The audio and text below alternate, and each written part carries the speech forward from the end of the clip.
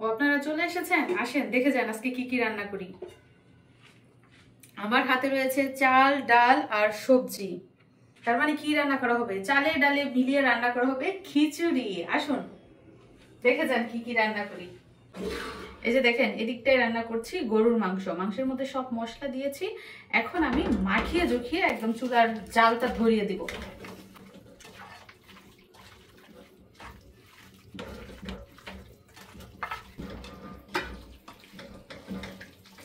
হলুদের গুঁড়া, মরিচের গুঁড়া, ধনে, জিরা, তারপর গরম মশলা, আদা, রসুন, লবণ, তেল যা যা লাগে সবকিছু আমি দিয়ে দিয়েছি। আসলে কি, মশলা দিয়ে মাংস আগে মাখিয়ে রাখলে বেশি মজা হয়। আমি ভুলেই গেছিলাম মশলা দিয়ে মাখিয়ে রাখতে, শুধু মশলা উপর দিয়ে রাখছি। যাই হোক, এখন আমি চুলার জালটা ধরিয়ে দিচ্ছি এবং ঢাকনা দিয়েও ঢেকে দিচ্ছি।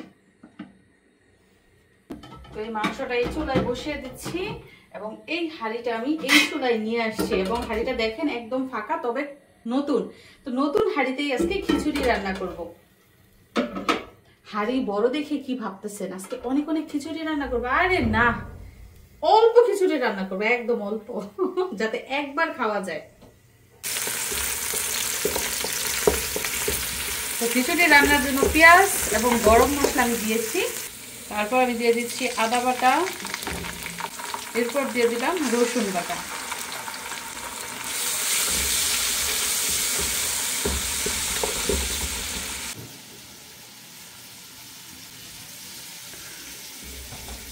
তারপরে দিয়ে দিব হলুদের গুঁড়া, মরিচের গুঁড়া, ধনে গুঁড়া আর জিরে গুঁড়া।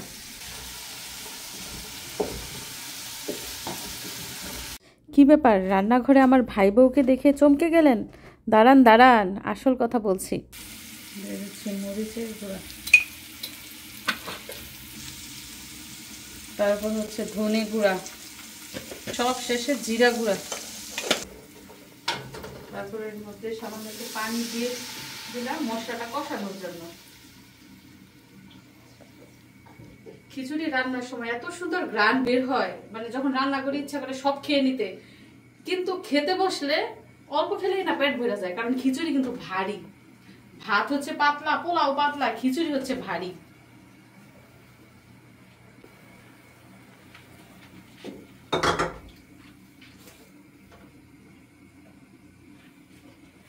এখন চলেন আসল ঘটনা বলি। তো আমি রান্না করছি, আজকে হঠাৎ করেই আমার ভাই বউ এসেছে তরকারি নাড়াচাড়া করতে। তো আমি তাকে বললাম, তুমি এখানে দাঁড়িয়ে দাঁড়িয়ে দেখো আমি কিভাবে রান্না করি, রান্না তো শিখতে হবে। তো বাড়িতে থাকতেও কেউ রান্না করলে সে কখনো রান্নার কাছে গিয়ে দেখতো না কিভাবে রান্না করে। যদি দেখতো তাহলে এতদিনে কিন্তু রান্না বান্না শিখে যেত।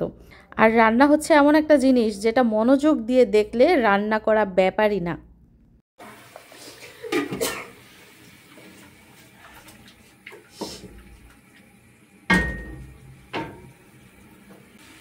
তারপর দিয়ে দিচ্ছি টমেটো। আর খিচুড়ির মধ্যে ধনে পাতা না দিলে ভালোই লাগে না।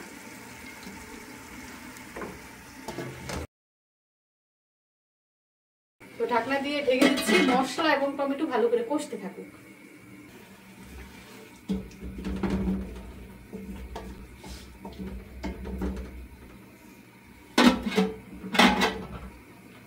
তো এক চুলায় রান্না করা হচ্ছে খিচুড়ি, আরেক চুলায় রান্না হচ্ছে কি, গরুর মাংস।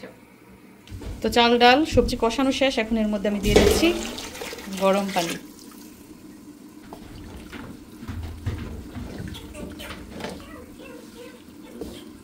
কার কার আমার মতো পাতলা খিচুড়ি খেতে ভালো লাগে বলেন? পানি কিন্তু আরেকটু দিতে হবে। তো খিচুড়ির মধ্যে ঝোলের পানি দেওয়া শেষ, এখন দিচ্ছি কাঁচামরিচ,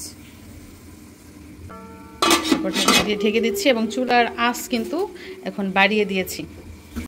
তো আমার ভাইয়ের বউর অনেক রান্নাবান্না শেখা হলো, এখন তাকে দিয়েছি সালাদ কাটতে, কারণ হাতে সময় নাই। এরই মধ্যে কিন্তু 1টা বেজে গেছে, তো সবাই ক্ষুধার্ত, তাই তাড়াহুড়া করছি। আর এদিক দিয়ে গরুর মাংসের কালারটা দেখেন, জাস্ট ওয়াও! কালারটা যেমন সুন্দর, গ্রানও তেমন অসাধারণ, অনেক সুন্দর গ্রান হয়েছে। তো এখন কিন্তু মাংস কষানো হচ্ছে, আমি একটু ঝোলের পানি দিয়ে দিব, যেহেতু খিচুড়ি দিয়ে খাওয়া হবে, ঝোল ঝোল না হলে কিন্তু ভালো লাগবে না। তো দর্শক বন্ধুরা, শত ব্যস্ততার মাঝেও আমার রান্না বান্না শেষ। চলুন দেখি কি অবস্থা। এই যে দেখেন, হলুদ হলুদ খিচুড়ি রান্না হয়ে গেছে। আর এই পাশটায় এই পাশটায় লাল টকটকা কালারের গরুর মাংস রান্নাও শেষ এবং খুব সুন্দর কিন্তু মাখা মাখা হয়েছে, তাই না?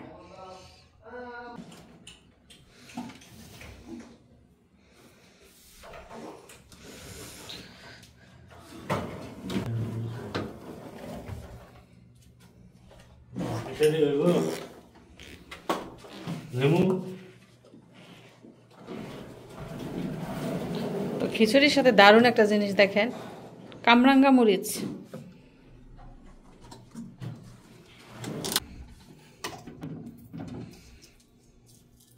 বেশি করে লস মাংস টাংস আন্টি উন্টি।